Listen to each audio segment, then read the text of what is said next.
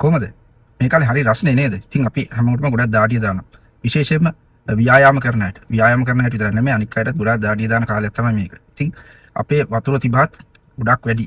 ඉතින් අපි මේ වතුර තිබහ අඩු කරගන්න ව්‍යායාම කරන කෙනෙක්ට ස්පෝර්ට්ස් ඩ්‍රින්ක් එකක් විදිහටත් පාවිච්චි කරන්න පුළුවන්. ගෙදරදී හදා ගන්න පුළුවන් ඩ්‍රින්ක් එකක් මම කියලා දෙනවා.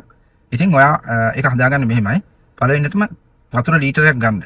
ඒ වතුර ලීටරයට දැන් විශේෂයෙන්ම ව්‍යායාම කරන කෙනෙක්ට දාන්න පුළුවන් සීනි මේස හැඳි 3ක්. එහෙම නැත්නම් මීපැණි මේස හැඳි 3ක්. එහෙම නැත්නම් මේපල් සිරප් උනත් ඔයාලා පාවිච්චි කරන්න පුළුවන්. හැබැයි ව්‍යායාම කරන්නේ නැති කෙනෙක් මේ කියන දේවල් දාන්න එපා. ඊළඟට ඔයා දාන්න ලුණු තේ හැඳි භාගයක් දාන්න. ඊළඟට හොඳට දෙහි ගෙඩියක් අරගෙන ඒක දෙහි උෂ සම්පූර්ණයෙන් මේකට මිශ්‍ර කරගන්න.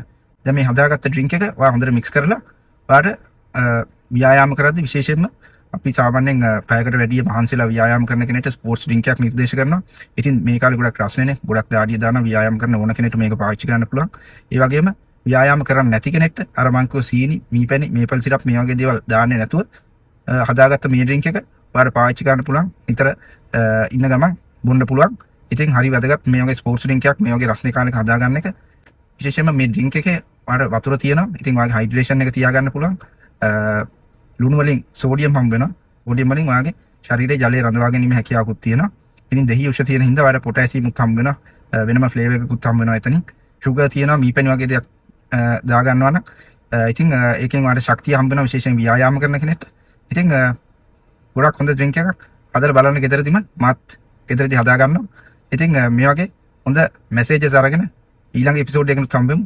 ෆිට්නස් විත් ඩොක්ටර් කේ.